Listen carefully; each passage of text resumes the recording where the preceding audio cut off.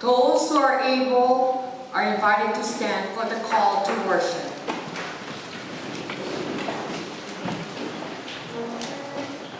We welcome you, dear friends, members, friends of the church, special guests, who are blessing us with music and visitors who've come to honor the presence of this church in Hilo. Today, we begin a year of celebration for 150 years of service in the Spirit of Christ in this community. Seeds planted in faith many years ago were nourished by God's Spirit. The seeds grew to become a congregation that offers comfort, guidance, encouragement, reconciliation, hope, and courage to many people. Generations are blessed by the hard work and sacrifice of many over the span of 150 years. They came early, stayed late, taught our children, and prayed with us when we were sick. They sang in choirs and made quilts and clothing for people in need. They mowed grass and brought fresh fruit and cared for the hungry and lonely. We pray for grace to have the same spirit of adventure, vision, trust, and risk that they were for this church. We pay attention to the mystery of the invisible and eternal. Let music fill this sacred space and lift our spirits into the realm of the angels. Let us worship God.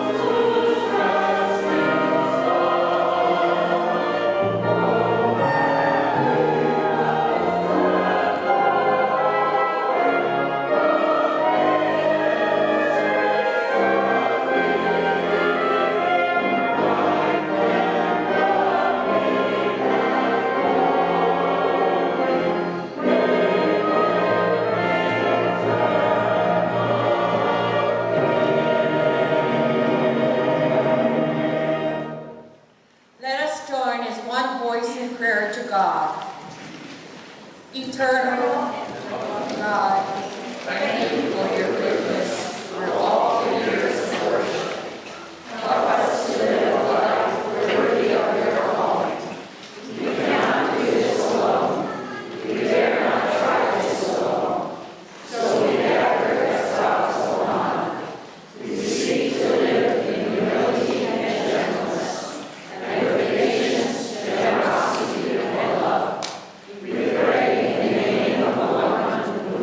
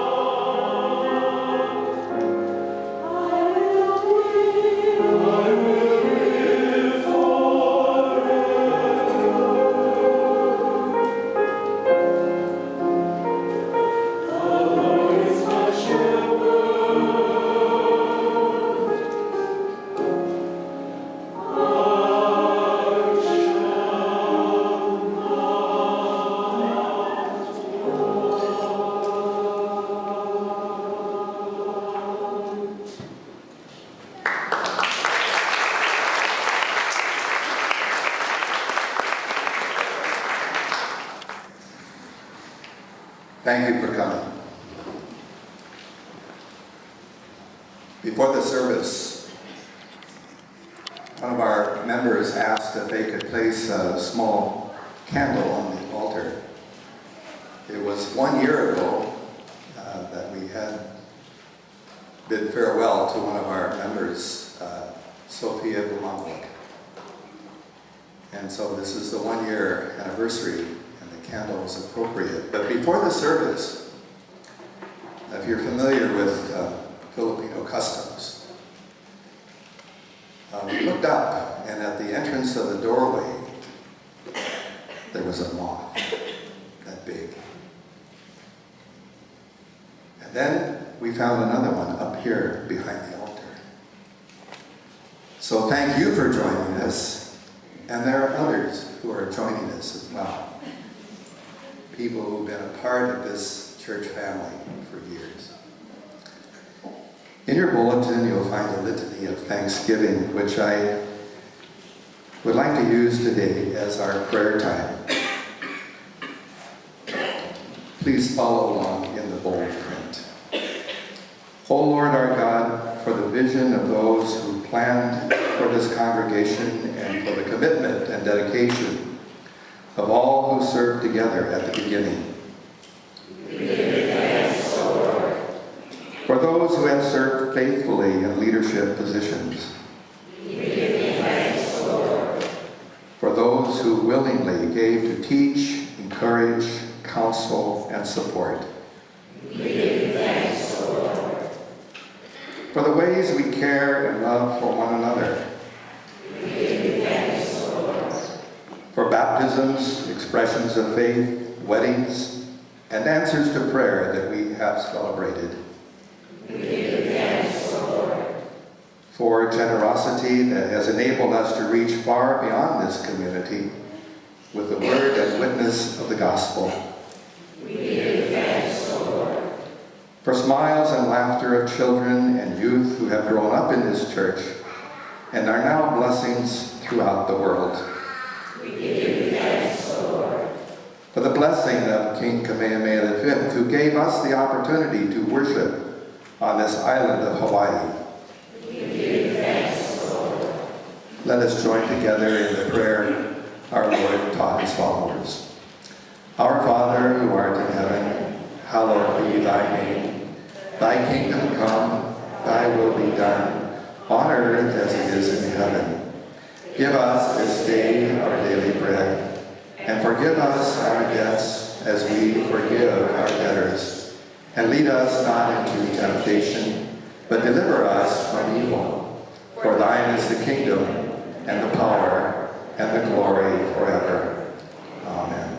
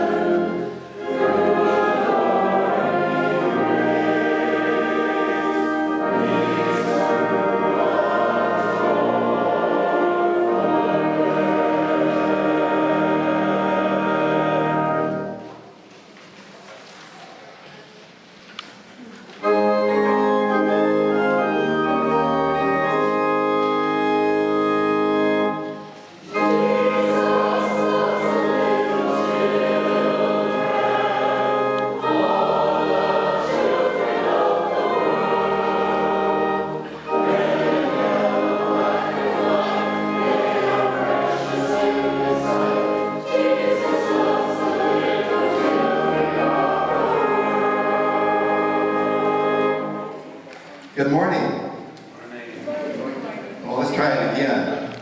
Good morning. Good morning. All right. That's what I want to hear. Thank you for coming. Today we're talking about a very special celebration we're having, and that is the beginnings of this church. And it happened a long time ago, 150 years. How long is that? 150 years. Ask a stupid question, get a smart answer. That's right. And we sort of look at that time as the foundation of our church. That is, the foundation is something you build on, right? It's got to be solid, it's got to be permanent, it's got to be something that's going to last and last and last. And so those early members, the people who started this congregation, founded something that's lasted 150 years. And we're using the imagery of a stone or rocks to sort of talk about that. If you're going to build something, would you rather build on a strong, firm foundation of rocks and stones and something that's not going to move, or something like mud or sand or something like that? Another stupid question, right? Rocks. Good answer. Right. The interesting thing is, the stones that were under the first church became the stones that were under the second church. And those stones became the stones that were under the third church.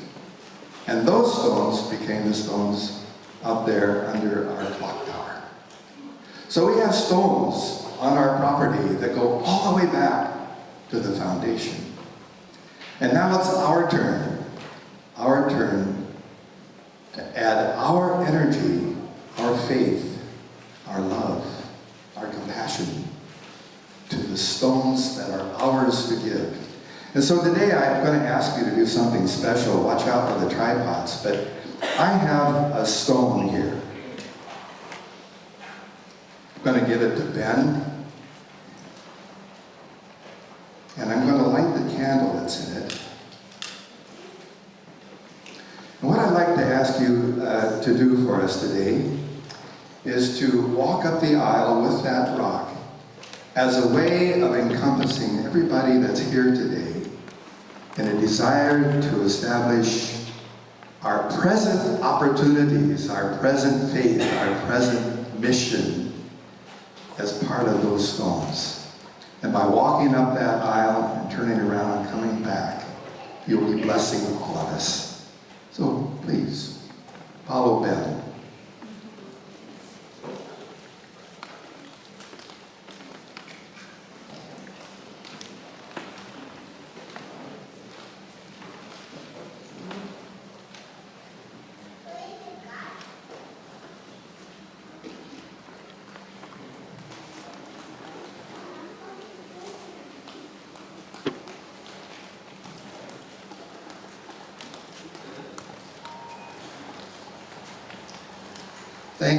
Thank you, Ben. Thank you, children, for blessing us and making this a significant moment.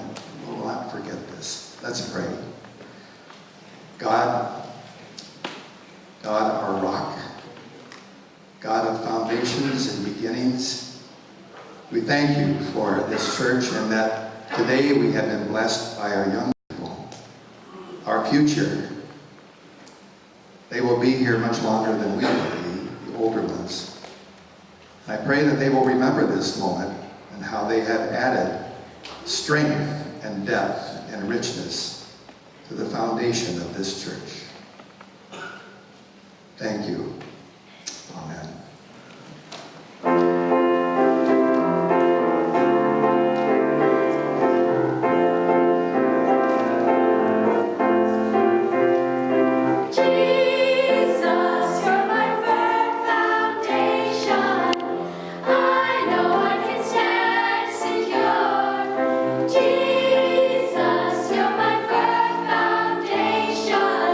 I put my hope in your holy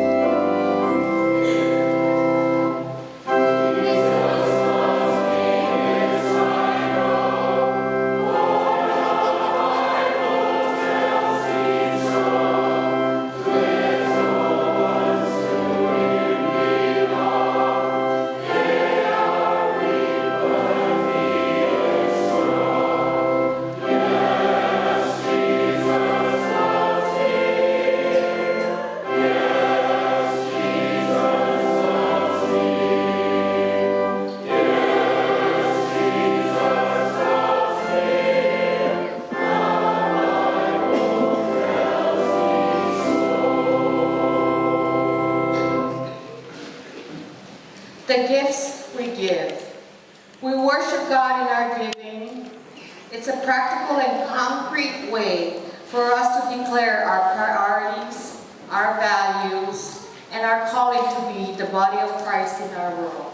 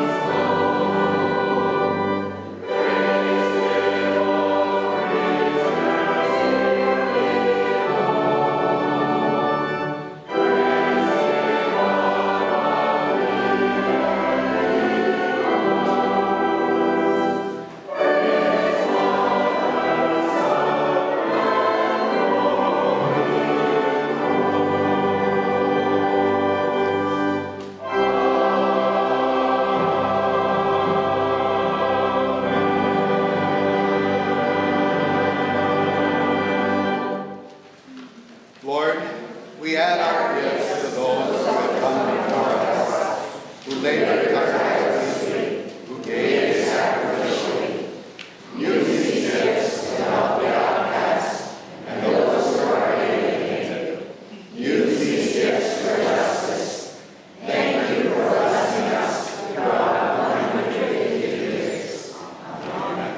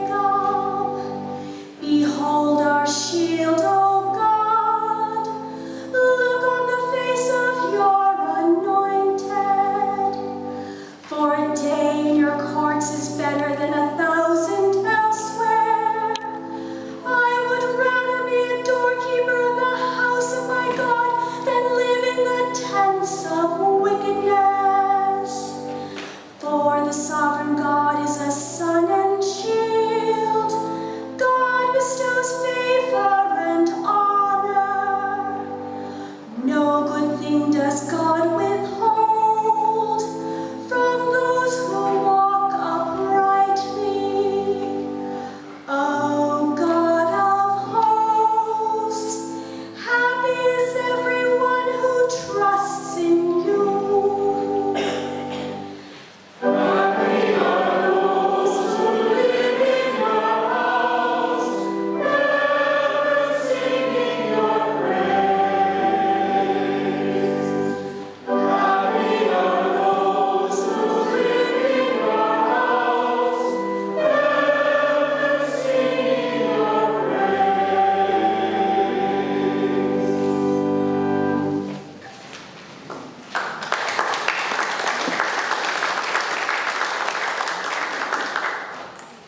Today's scripture reading is in Joshua 4, verse 1 through 8. After the whole nation had gone across the Jordan River, the Lord spoke to Joshua. He said, "Choose 12 men from among the people. Choose one from each tribe. Tell them to get 12 stones from the middle of the river. They must pick them up from the right where the priest stood. They must carry the stones over with all of you, and they must put them down at the place where you will stay tonight."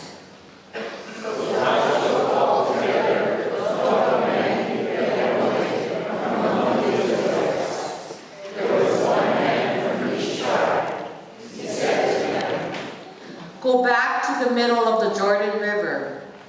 Go to where the ark of the Lord, your God, is. Each one of you must pick up a stone. You must carry it on your shoulder. There will be as many stones as there are tribes in Israel. The stones will serve as a reminder to you. In days to come, your children will ask you, "What do these stones mean?" Tell them that the Lord cut off the flow of water in the Jordan River. Tell them its water stopped flowing when the ark of the covenant of the Lord went across. The stones will always remind the Israelites of what happened there.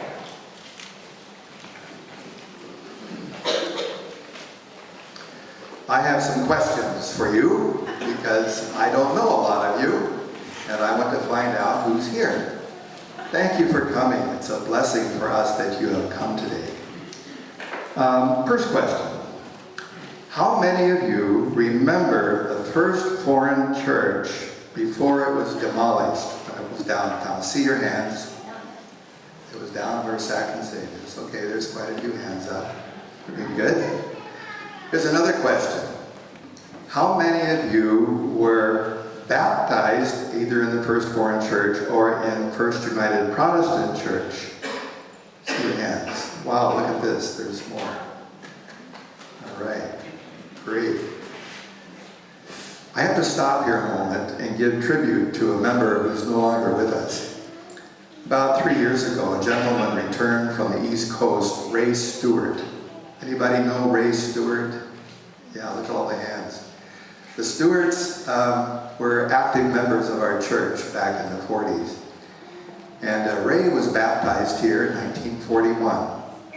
And he had retired from the Postal Service and decided he wanted to come home. And so he moved back to Hawaii. First thing he did was he came to our church. And he says, "I want to join. I want to be a member." And so Ray joined the church for the second time. And over the course of the months he was here, he became our church treasurer. When the time came for us to begin thinking about our 150th anniversary, Ray said, "I'd like to be involved in that." And so he began to put things together in a 3-ring binder, 3 inches thick.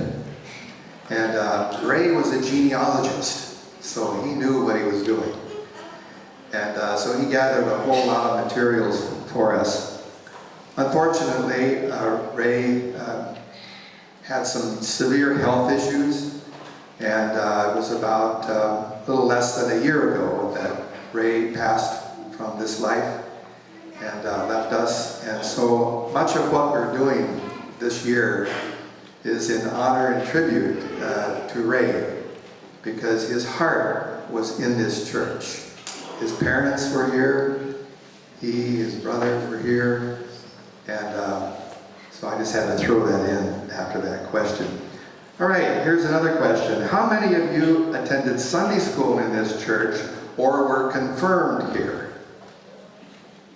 More people. All right, terrific. How many of you were married either in this church or the First Foreign Church downtown? There's a hand, there's a couple hands, there's some more hands. All right, thank you for that. Now here's a one that's going to stretch you. How many of you had parents who were married in First Foreign Church? Anybody? Okay, well I know there's a couple of our members that do have that. How many of you have had a loved one's final services held in this church or the previous building or at a funeral home by the pastor of this church? Loved ones who've gone from this life, right? Okay. How many of you used to sing in the choir of this church? All right, look up here. And some back there as well. All right. How many of you have served on a church board or a committee in this church? All right, more hands. Good, terrific, terrific. And how many of you have attended a concert or performed in this church? Look, most of the choir over there, everybody, all right. All right, well, come back.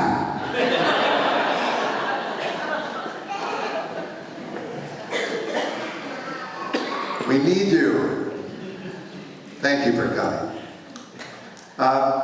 The base of our clock tower is constructed from a collection of heavy lava rocks. Those large stones have a special meaning. They're not just any old stones we found someplace. They have a history.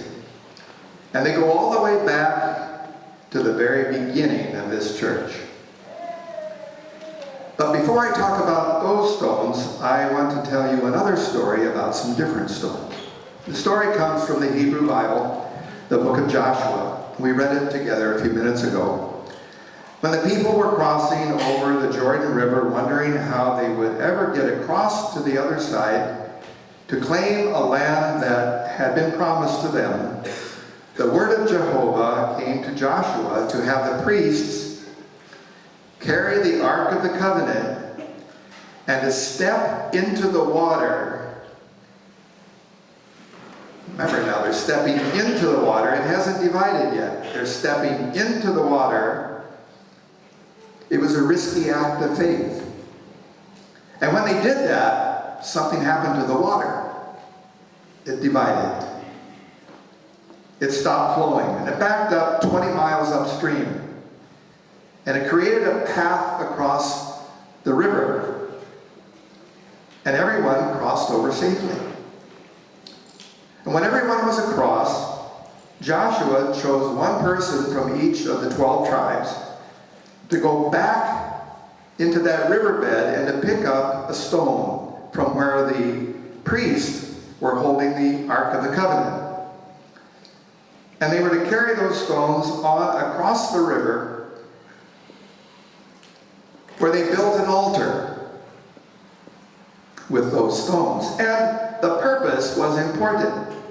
In years to come, after generations had come and gone, when their children would see that pile of stones by the Jordan River, they would ask their parents, "Mom, Dad, what do these stones mean?" And the answer would take them back to the day when they crossed the river on dry land to the other side miraculously. Those stones would be a reminder of God's power and protection when they were stuck. The stones had a meaning, rooted in history. It was a symbolic way of saying, what God did for our great great-great-grandparents God will still do for us today. The stones were a connection to their ancestors. They were a source of inspiration. They were a monument to the mystery of the miraculous. Those stones had a message and a meaning for anyone willing to take the time to learn and to listen. Our stones also have a message and a meaning, and here's their story. They began as part of a structure that was called the Seamen's Chapel, otherwise known as the Bethel. It's where our church began, really, 150 years ago in 1868. Before that, actually, in the 1850s. That became the first gathering place for the foreign community who wanted a place to worship where they could speak English. And when their request for official recognition as a church was granted during the reign of King Kamehameha V, they began construction of a larger building at the corner of Hilo Street and Kinaoli Street that looked like a New England church. It's where they were from. For them, that's what a church looked like. When the Bethel, the Seamen's Chapel, was dismantled, the stones from it were used in the foundation of that new church. It's on the front of your bulletin, the upper right corner. And during the next 3 decades, the congregation prospered and grew and began to actually outgrow that building. And in 1897, they decided to build a new church. And it was built on the same site. And those same foundation stones that were in that New England-looking church were transferred to the new church, the 1897 church. You can see where this is going. In 1969, when that third building was sold, making way for the Sack and Say grocery store, those stones became part of the foundation of that clock tower. Now I've gone out there and looked at those stones, and I can't tell which ones go back that far. But they're there. I know they're there. Those stones are still with us. A tangible, visible connection to the generations of families and individuals who called this their church home. And so the question asked by the children of those Hebrew families is still a valid question. What do those stones mean? Well, I'm asking you. What do those stones mean to you? What significance has this church played in your life?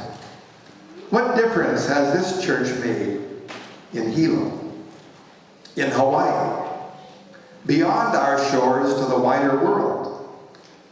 How have the pastors, the Sunday school teachers, the friends you found here that enriched your life and added joy to your world, how has the church affected you? What do those stones mean? Well, I came up with some things. They tell of worship times where great hymns became embedded in our souls so that we sing them from memory. Those stones speak of children's voices laughing and shouting and playing in the Sunday school rooms, on the church grounds, as they learn the stories of our faith. Those stones were witness to the joining of husband and wife in holy matrimony. Young people falling in love, starting families. Teaching their sons and daughters to pray, to respect all people, to have compassion for the hungry and the hurting. In Sunday school, children learn that they are accepted and loved unconditionally by God. These stones saw the happy gathering of friends around tables filled with delicious homemade dishes and desserts as the church celebrated being Ohana together. These stones became wet with the tears of husbands and wives bidding farewell to their spouse, a life partner with whom they had become one flesh. Those stones heard the grief-stricken cries of parents whose children died due to sickness and accident. One of our founders' families, David and Sarah Lyon, lost a son, very young, in this church. Those stones mourned the loss of good friends and neighbors with whom they had grown up from the earliest years and who now had passed from this life. If those stones could talk, they would tell stories of triumph and tragedy in the life of the church and the world. There were world wars those stones saw.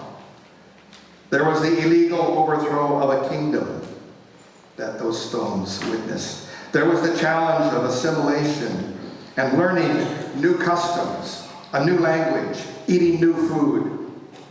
If those stones had a voice, they would speak of uncounted numbers of quilts crafted for those needing warmth.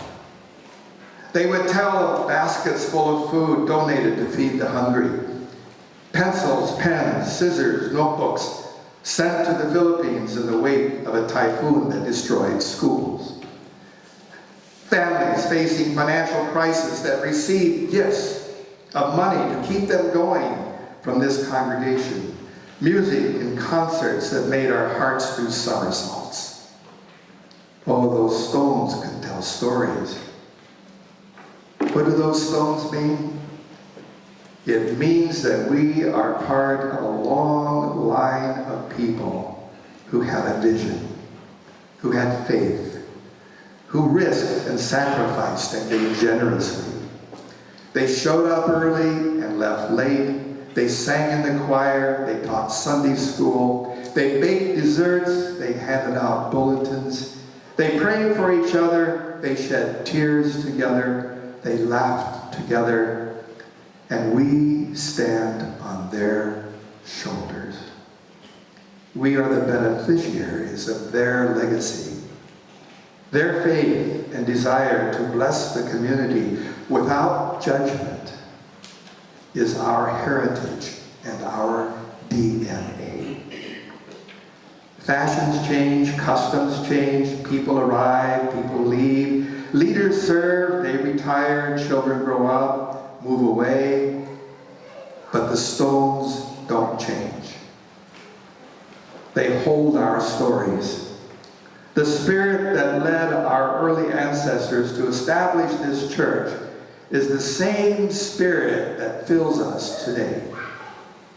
It's the same spirit that guides us to make risky choices, that motivates us to live with compassion and generosity, and provides the resources for us to do what we are called to do. It's that same spirit that sits at the table of our church council when they're talking about important decisions facing our church.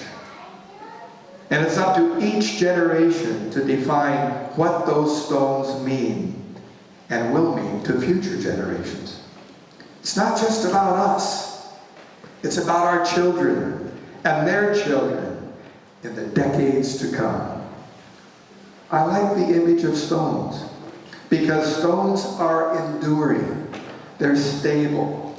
Stones are not easily broken. They're rock hard and they're lasting, and they make a good foundation. In Hawaii, those stones came from somewhere deep inside the earth. They broke forth as red-hot lava. And when they cooled, they created land. Where once there was only water. Those stones are like our faith. They arise from some deep space within our humanity, driven by our quest for meaning and purpose. And they ask, why are we here? Where do we come from? What gives us our moral compass? What is eternal? What is transcendent? What is the hunger for the sacred all about? And those stones give us the answer, because they create a landscape for our spirit upon which we build our lives. What do those stones mean? We are creating the answer every day.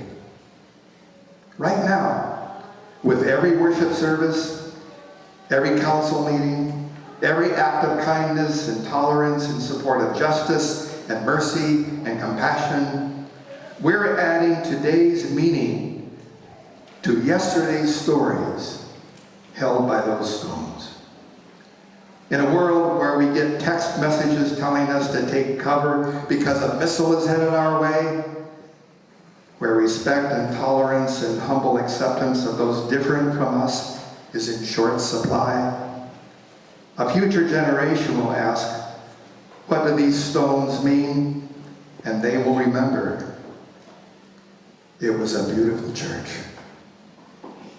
They made beautiful music. They had Ono food.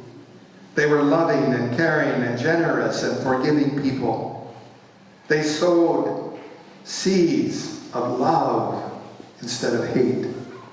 They welcomed the stranger. They encouraged people who had lost hope, and they shared their resources with those who had little. And those children will say, that's who they were, and it's who we are, and we're still here. It's who we've always been. We have inherited a rich legacy. We add to it every day. We move forward to add new stones to enlarge our foundation. Let's step into the water. God will make a path of safety and usefulness. Together we will build an altar with our stories, our meaning, and our own stones added to that foundation. Amen.